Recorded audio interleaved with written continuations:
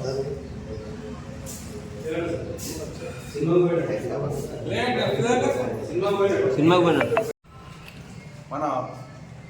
శ్రీమతి కవిత గారు ఎమ్మెల్సీ గారు బాన్సోడ నియోజకవర్గ పర్యటన సందర్భంగా మరి పర్యటనలో ఇచ్చినటువంటి ప్రెస్ మీట్ గౌరవనీయులు పోచారం శ్రీనివాసరెడ్డి గారు చేసినటువంటి అభివృద్ధి పనులని విశదీకరించి ఆయన చెప్పినందుకు ఆమెకు ప్రత్యేకంగా ధన్యవాదాలు తెలుపుతా ఉన్నాం. అదేవిధంగా ఏదైతే 10,000 కోట్ల రూపాయలు బాన్సోడ నియోజకవర్గానికి అభివృద్ధి కొరకు చేసినటువంటి కార్యక్రమంలో మరి ఇచ్చిన వారు ఇచ్చిర్రు, మరి శ్రమించి తెచ్చిన వారు మాత్రమే పోచారం శ్రీనివాసరెడ్డి గారు అని తెలియజేస్తా ఉన్నాను. ఎలాగైతే తెలంగాణ ఇచ్చింది కాంగ్రెస్ పార్టీ అయితే తెచ్చింది మాత్రం కేసీఆర్ అని చెప్తూ ఉంటాం.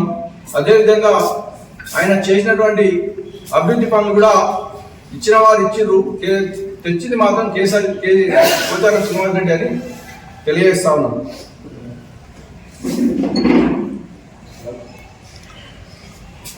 ముఖ్యమంత్రి నియోజకవర్గానికి రాని నిధులు మరి పోచారం శ్రీనివాసరెడ్డి నియోజకవర్గానికి వచ్చినాయంటే మరి ఆయన చేసినటువంటి కృషి అని తెలియజేస్తాను. వాస్తవం వాళ్ళు మన శ్రీమతి కవిత గారు చెప్పినందుకు కూడా మరోసారి ప్రత్యేకంగా ధన్యవాదాలు తెలుపుతా ఉన్నాం. స్పీకర్ అనేవారు ఓడిపోతారనే దానికి తిరగరాసినటువంటి పోచారం గారు, దీనికి కారణం బాన్స్వాడలో పోచారం శ్రీనివాసరెడ్డి చేసినటువంటి అభివృద్ధి కార్యక్రమాలే. బాన్స్వాడ నియోజకవర్గం మాదిరిగా అన్ని నియోజకవర్గాలు చెవితనిచ్చినట్టయితే ఇంకా చాలా మంది ఎమ్మెల్యేలు గెలిచేవారు. బాన్స్వాడ అభివృద్ధిలో భాగంగా కేసీఆర్ గారు నిధులు ఇచ్చినవే అని అనేక సందర్భాల్లో బహిరంగ సభల్లో కూడా పోచారం శ్రీనివాసరెడ్డి గారు చెప్పినారు. ఇన్నింటి ఆశలు లెక్కబెట్టే గుణం పోచారంకు లేదు. పోచారం గారి రాజకీయ చరిత్ర 47 సంవత్సరాల క్రితం ప్రారంభమైంది. ఆయన Congress party, TDP party, TRS పార్టీలో పనిచేశారు. కాంగ్రెస్ పార్టీ నుంచి టీడీపీలో రావడం కొన్ని కారణాలు, టీడీపీ నుంచి టీఆర్ఎస్ కు రావడం కొన్ని కారణాలు. పోచారం శ్రీనివాసరెడ్డి గారు ఆకలిని ఆయన భరిస్తారు కానీ అవమానాన్ని మాత్రం భరించరు. వారిది చాలా సున్నితమైనటువంటి మనస్తత్వం. తనకు అవమానం జరిగినా ఇతరులకు అవమానం జరగని ఈయని పోచారం గారు ఒక రీతిలో స్పందిస్తారు. నియోజకవర్గ కార్యకర్తలు ఏ రాత్రి అయినా ఏ పగలు అయినా తనకు ఫోన్ చేస్తే వెంటనే రిసీవ్ చేసుకొని వారి కష్ట సుఖాలలో తెలుసుకొని గుణం పోచారం గారిది. కానీ పోచారం గారు నియోజకవర్గ అభివృద్ధి కొరకు, నియోజకవర్గ ప్రజల అవసరాల కొరకు పార్టీ పెద్దలకు తాను ఫోన్ చేసినప్పుడు ఎవరైనా స్పందించకపోతే దానిని కూడా తీవ్రంగా పరిగణిస్తారు. అలాంటి అవమానాలు భరించలేకనే తప్పనిసరి పరిస్థితుల్లో కొన్ని ముఖ్యమైన నిర్ణయాలు తీసుకోవడం జరిగింది.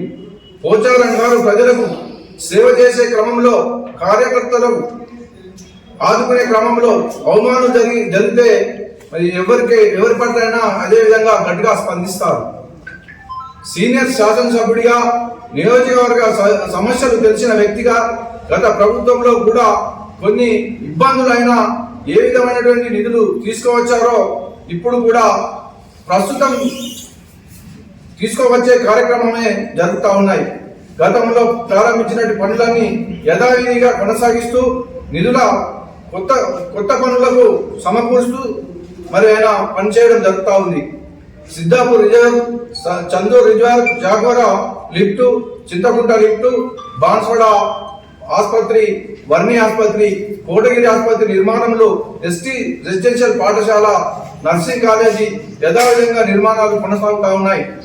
బాన్స్వాడ ఎంసీహెచ్ ఆసుపత్రిలో సేవలు యథావిధంగా కొనసాగుతున్నాయి.